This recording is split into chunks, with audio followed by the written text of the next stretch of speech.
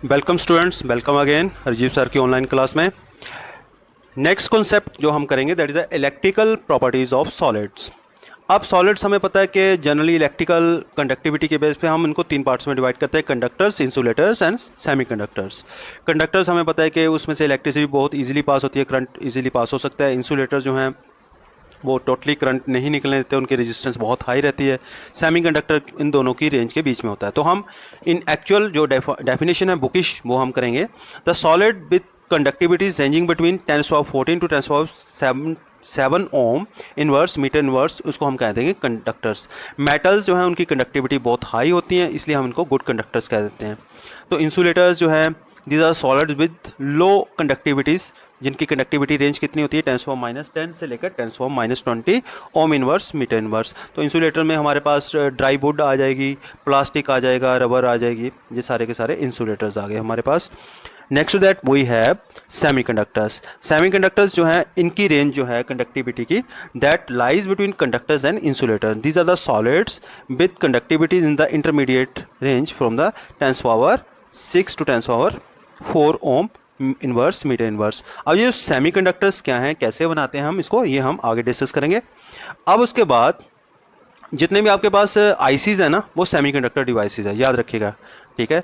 जो silicon devices, silicon valley है, वहाँ पर सिलिकॉन वैली क्यों बोलते हैं उसको, बिकॉज वहाँ पर क्या है कि कंप्यूटर से रिलेटेड सॉफ्टवेयर एंड हार्डवेयर उससे रिलेटेड बहुत बड़े बड़े पार्क हैं, ठीक है, दैट्स वाई। तो सिलिकॉन, जर्मेनियम, इनसे हम जो है सेमीकंडक्टर बनाते हैं, राइट।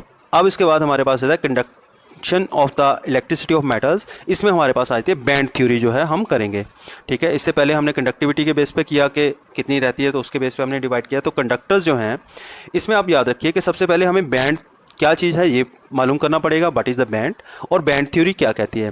कंडक्टर क्या करता है, कंडक्ट करता है इलेक्ट्रिसिटी को through movement of electrons in a metallic conductor and through movement of ions in the electrolyte. तो ये बताया हमें एक आयनिक कंपाउंड जो है उसमें आयंस जो हैं वो इलेक्ट्रिसिटी को कंडक्ट करते हैं, और मेटल में इलेक्ट्रिसिटी को कंडक्ट करने के लिए वहाँ पर इलेक्ट्रॉन मौजूद रहते हैं। Metals conduct electricity both in the solid and molten state. तो मेटल्स का एक क्वालिटी है कि ये इलेक्ट्रिसिटी को कंडक्ट करेगी सॉलिड फॉर्म में भी और मोल्टन फॉर्म में भी। The conductivity of metal depend upon the number of valency electrons available पर एटम। तो जितने ज़्यादा वैलेंसी इलेक्ट्रॉन ज़्यादा रहेंगे कंडक्टिविटी उतनी ही ज़्यादा वहाँ पर हमें देखने को मिलेगी।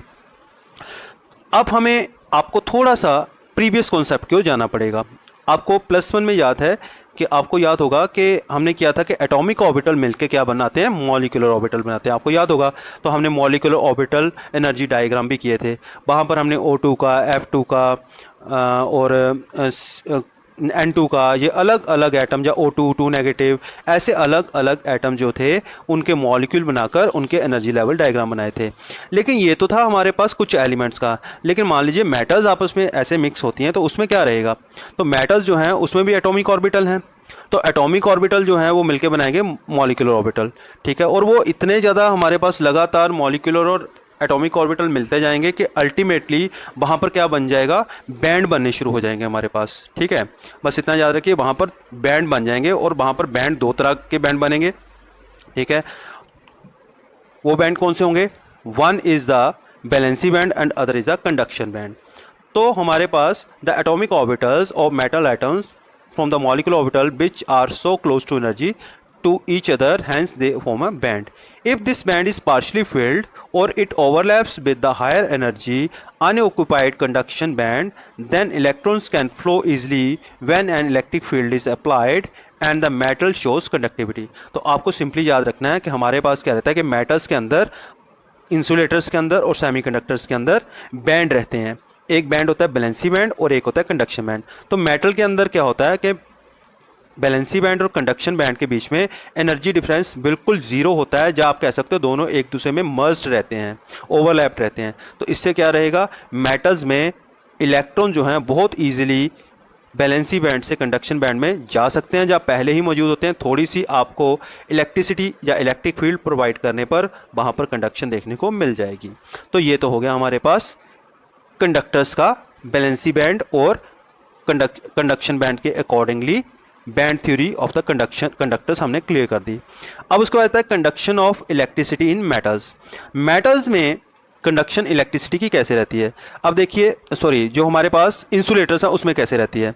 इंसुलेटर में क्या है कि कंडक्शन बैंड और हमारा जो बैलेंसी बैंड होता है, ठीक है, इनके बीच में बहुत ज़्यादा एनर्जी गैप है जिसको हम कहते हैं फॉरबिडन जोन, या कह सकते हैं लार्ज एनर्जी गैप।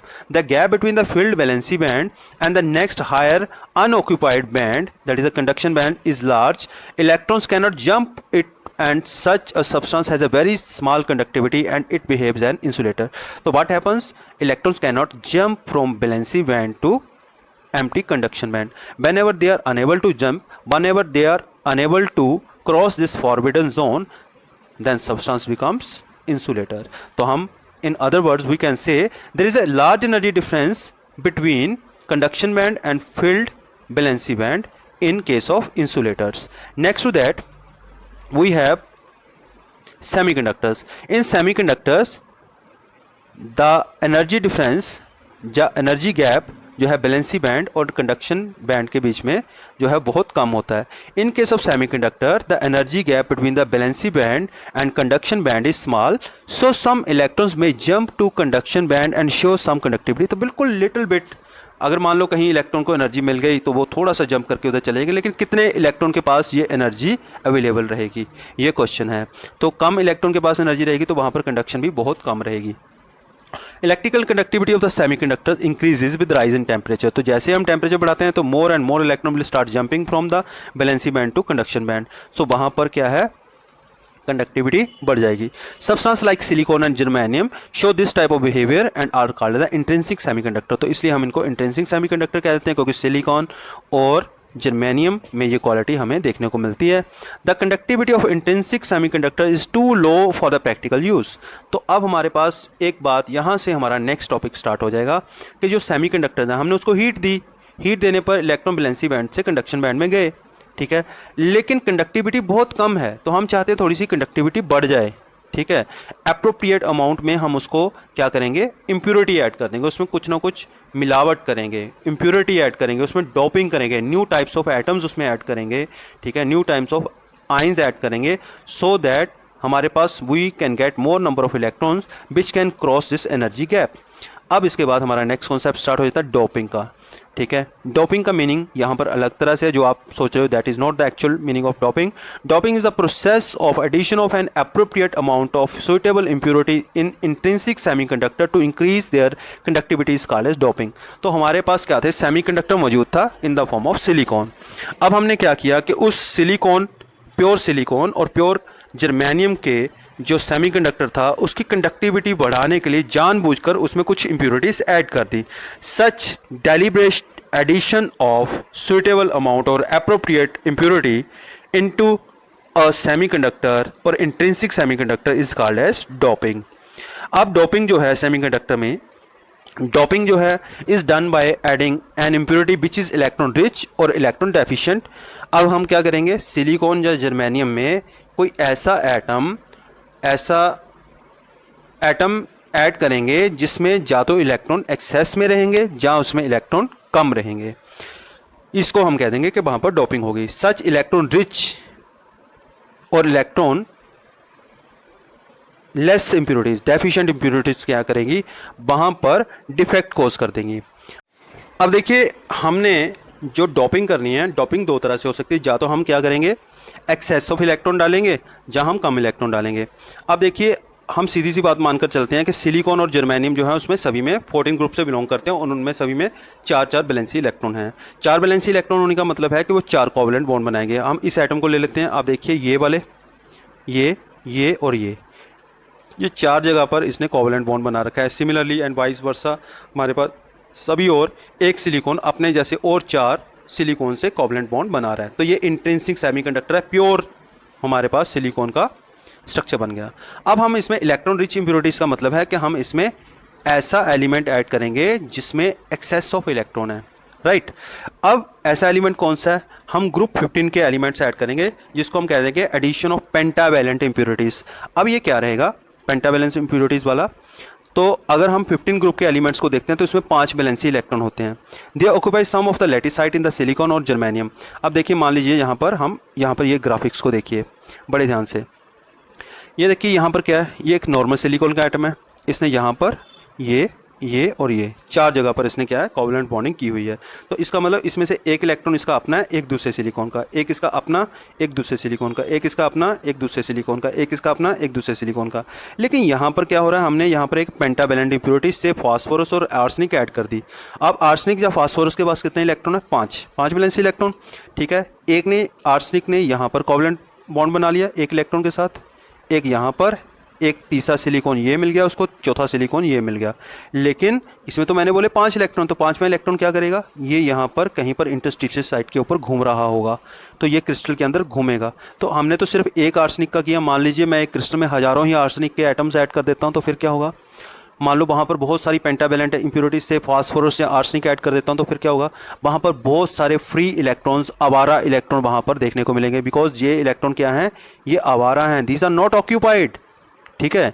इन इलेक्ट्रॉन के पास कोई भी काम नहीं है, they are not busy, they are not bonded, then what will happen, these delocalised electron increase the conductivity of the dope silicon, germanium या सिलिकॉन जो होंगे। अब इसमें क्या है कि इलेक्ट्रॉन क्योंकि एक्सेस में हो गया, तो excess of electron pentavalent impurities add करने से, एक्सेस ऑफ कोई भी एलिमेंट ऐड करने से जिसमें एक्सेस ऑफ इलेक्ट्रॉन है, यहाँ पर क्या क्रिएट होगा, इलेक्ट्रॉन ज़्यादा हो जाएंगे, तो इसका चार्ज क्या हो जाएगा, negative. N for negative, N for N type of semiconductor, याद रहेगा, ठीक है। तो इसमें नेगेटिव चार्ज ज़्यादा होता है। Here increase in the conductivity is due to the negative charge electron, तो यहाँ पर कंडक्टिविटी क्यों बढ़ी, क्योंकि यहाँ पर नेगेटिवली चार्ज इलेक्ट्रॉन है। Hence silicon doped with electron rich impurity और ग्रुप 15 एलिमेंट्स और pentavalent impurities called as the N type of semiconductor. तो N यहाँ पर वर्ड कहाँ से आ रहा है, N meaning negative, N meaning negatively charge electron, तो इसलिए हमने बोला कि ये N टाइप ऑफ इम्प्योरिटीज से ये हो रहा है, तो इसलिए हमने इसको N टाइप ऑफ सेमीकंडक्टर बोल दिया। अब उसके बाद इलेक्ट्रॉन डेफिशिएंट इम्प्योरिटीज़। अब यहाँ पर हमने ये बात तो क्लियर होगी कि ये सिलिकॉन है, ठीक है। मैं फिर से एक्सप्लेन कर देता हूँ, एक सिलिकॉन ने 4 सिलिकॉन के साथ कोवलेंट बॉन्ड बना रखे हैं, ठीक है। हर सिलिकॉन ने एक एक इलेक्ट्रॉन को कॉम्पेंसेट किया, तो मतलब हम यहाँ पर माने कि ये कोवलेंट बॉन्ड है, ये कोवलेंट बॉन्ड है, ये कोवलेंट बॉन्ड है और ये कोवलेंट बॉन्ड है। अब मान लीजिए यहाँ पर मैं कोई ऐसा आइटम इंट्रोड्यूस कर देता हूँ जिसके पास कितने इलेक्ट्रॉन है, 5 की जगह पर 3 इलेक्ट्रॉन है, तो फिर क्या होगा, ट्राइवैलेंट इम्प्योरिटीज़ वाला कंपाउंड ऐड करता हूँ, तो फिर क्या होगा, यहाँ पर एक इलेक्ट्रॉन क्या है, क्योंकि जो ट्राइवैलेंट इम्प्योरिटी है उसमें एक इलेक्ट्रॉन कम है, तो यहाँ पर बॉन्डिंग के लिए एक इलेक्ट्रॉन कम पड़ जाएगा। तो अब हम यहीं पर फिर से एक्सप्लेन करते हैं। सिलिकॉन और जर्मेनियम को अगर मान लीजिए आप ग्रुप 13 एलिमेंट्स के साथ डॉप करते हो, जैसे बोरॉन, एल्यूमिनियम या गैलियम के साथ, ठीक है, इसमें 3 वैलेंसी इलेक्ट्रॉन है, कैसे, NS2 NPX, इलेक्ट्रॉनिक कॉन्फ़िगरेशन करके देख लीजिए आप बोरॉन, एल्यूमिनियम और गैलियम की। तो हमारे पास क्या रहेगा, the place where the 4th valency electron is missing is called the electron hole. तो इसका मतलब यहाँ पर क्या होगा, अब जैसे मान लीजिए यहाँ पर मैंने बोरॉन लगा दिया है ना, बोरॉन ने ये यहाँ पर बॉन्ड बनाया कोवलेंट, ये यहाँ पर बॉन्ड बनाया कोवलेंट, यहाँ पर ये बॉन्ड बनाया, लेकिन बोरॉन के पास तो 3 ही इलेक्ट्रॉन है, 4th इलेक्ट्रॉन कहाँ से लाएगा, नहीं ला सकता वो। तो यहाँ पर इसने कॉम्पेंसेशन करनी थी, एक इलेक्ट्रॉन यहाँ पर डालना था, वो नहीं मिला, तो यहाँ पर इलेक्ट्रॉन कम रहेगा, वहाँ पर हम कह देंगे क्या क्रिएट हो गया, होल, ठीक है। तो यहाँ पर होल जो हैं, अब मान लीजिए यहाँ से इलेक्ट्रॉन शिफ्ट करके किसी और जगह से इधर आते हैं, तो फिर इधर होल क्रिएट हो गया। तो जहाँ से भी इलेक्ट्रॉन शिफ्ट करके दूसरी साइड पे जाएगा, जहाँ उसकी ओरिजिनल साइट है, वहाँ पर क्या होगा, डेफिशिएंसी क्रिएट हो जाएगी। तो फिर क्या होगा, the place where the 4th valency electron is missing is called the electron hole, the electron vacancy और सिंपल होल। तो हम उस जगह पर जहाँ पर इलेक्ट्रॉन नहीं है ड्यू टू ट्राइवैलेंट इम्प्योरिटी, हम उस जगह को होल या वैकेंसी कह देंगे। An electron from the neighbouring atom can come and fill the electron. अब मान लीजिए कहीं और से इलेक्ट्रॉन आता है कि चलो मैं वहाँ पर होल है, मैं वहाँ पर उसको कॉम्पनसेट कर देता हूँ, तो जहाँ से वो छोड़कर जाएगा इलेक्ट्रॉन, वहाँ पर भी होल क्रिएट हो जाएगा। तो ऐसे लगातार होल क्रिएट होते रहेंगे, ठीक है। तो होल जो है इस पूरे क्रिस्टल से कभी भी एलिमिनेट नहीं होगा। Due to shifting of electron it appears as if the electron hole is moving. तो जैसे ही इलेक्ट्रॉन अपनी जगह से मूव कर करके आगे जाते हैं, ठीक है, तो हमें ऐसा महसूस होता है कि होल मूव कर रहा है, ठीक है। इलेक्ट्रॉन जो है उसकी जगह फिल करने के लिए नया इलेक्ट्रॉन अपनी जगह छोड़ के आता था, तो ऐसे लगेगा हमें कि होल जो है वो क्या है, मूव कर रहा है। तो under electric field, electron would move toward the positively charged plate through the electronic hole, but would appear as if electron hole are positively charged and are moving toward negatively charged plate. तो हमें ऐसा महसूस होता है कि electron जो है वो नेगेटिवली चार्ज प्लेट की ओर मूव कर रहे हैं। अब क्योंकि ये सारा का सारा जो प्रोसेस हो रहा है, ठीक है, ये पॉजिटिव होल के क्रिएशन के कारण कंडक्टिविटी बढ़ रही है, तो P for positive, P for P type of semiconductor. तो ये आप याद रखिएगा। तो पी टाइप ऑफ सेमीकंडक्टर इसको इसलिए बोला जाता है क्योंकि इसमें पॉजिटिवली चार्ज जो हमारे पास होल्स क्रिएट होते हैं। अब ये जो हमारे पास पी और एन टाइप ऑफ सेमीकंडक्टर्स हमने कर लिया, अब इनकी एप्लीकेशन जो है ये सेमीकंडक्टर डिवाइसेस में यूज होती है। तो कॉम्बिनेशन ऑफ एन और पी टाइप के सेमीकंडक्टर को अगर हम मिक्स कर दें तो इससे हम इलेक्ट्रॉनिक कंपोनेंट बनाते हैं। इससे हम diode is a combination of N P type of semiconductor. आपने N P N P N P semiconductor जो हैं डिवाइसेस जो है आपके पास जो जंक्शन है वो आप पढ़ोगे फिजिक्स में, ठीक है। तो इसमें भी आप जो है ये सर्किट जो हैं ये सेमीकंडक्टर डिवाइसेस से बनते हैं। ट्रांजिस्टर जो हैं, ठीक है, वो एक एनपीएन और पीएनपी टाइप के जो मैंने आपको बताया, ठीक है, रेडियो और ऑडियो सिग्नल को डिटेक्ट करने के लिए या एम्पलीफाई करने के लिए हम इसी को यूज़ करते हैं। सोलर सेल जो है उसमें फोटो डायोड जो होते हैं वो भी हमारे पास एन और पी टाइप के सेमीकंडक्टर से बनते हैं। सो स्टूडेंट्स, हमें ये बात क्लियर हो गई कि सेमीकंडक्टर जो प्योर सेमीकंडक्टर्स हैं, जो हमारे पास सिलिकॉन और जर्मेनियम है, ये सेमीकंडक्टर डिवाइसेस में बाय एडिंग इम्प्योरिटीज हम इनको यूज़ करते हैं। लेकिन क्वेश्चन राइज होता है कि क्या सिलिकॉन और आर्सेनिक जो हमारे पास गैलियम है, ऐसी प्रॉपर्टीज़ वाले कोई और कंपाउंड्स भी प्रोड्यूस किए जा सकते हैं? यस, हम ऐसी प्रॉपर्टी जो सिलिकॉन और जर्मेनियम में होती हैं, ऐसी प्रॉपर्टीज़ वाले कंपाउंड जो हैं और भी तैयार कर सकते हैं। उनमें हमारे पास ऐसे ही कंपाउंड है 13, 15 एंड 12, 16 कंपाउंड्स। अब आप सोचोगे कि ये 13, 15, 12, 16 काउंटिंग कहाँ से आ रही है?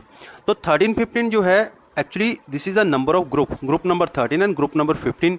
ग्रुप नंबर 13 और ग्रुप नंबर 15 के एलिमेंट्स को मिक्स करने के बाद जो हमारे पास कंपाउंड बनते हैं उनको हम कहते हैं group 13, 15 compounds.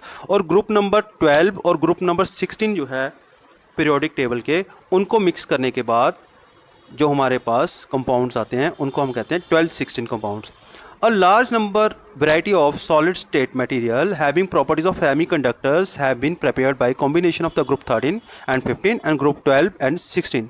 These compounds simulate average valency of 4 same as that of the silicon.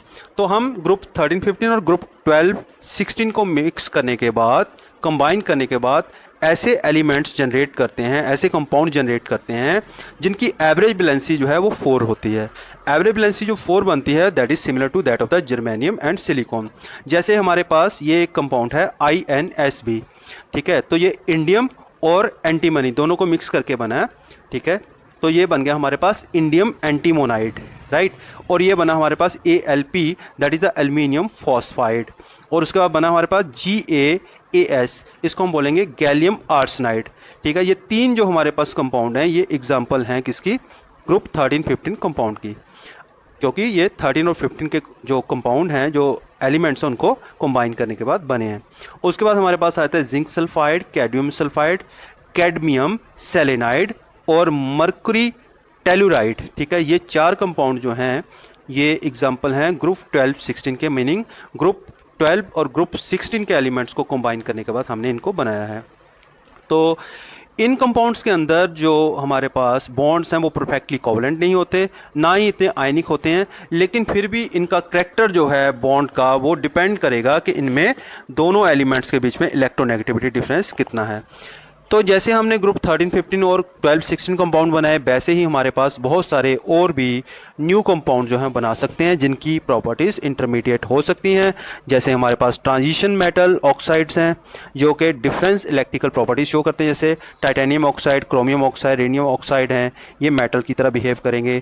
Rhenium oxide ReO3 जो है ये मेटेलिक कॉपर की तरह बिहेव करेगा और इसकी कंडक्टिविटी और अपीयरेंस भी कॉपर के जैसी ही होती है। जैसे हमारे पास कुछ और ऑक्साइड हैं, vanadium oxide, vanadium dioxide, vanadium trioxide and titanium trioxide, ये मेटालिक या इंसुलेटिंग प्रॉपर्टीज शो करेगा टेम्परेचर के ऊपर जो डिपेंड करेंगी।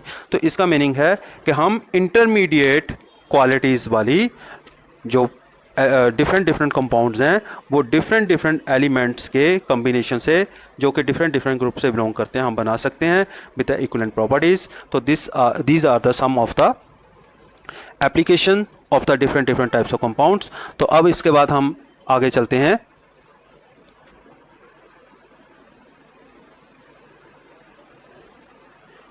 अब इसके बाद thanks for watching my video, keep watching and subscribe the video and don't forget to press the bell icon so that you keep update about the new videos added. Thank you. Have a nice day.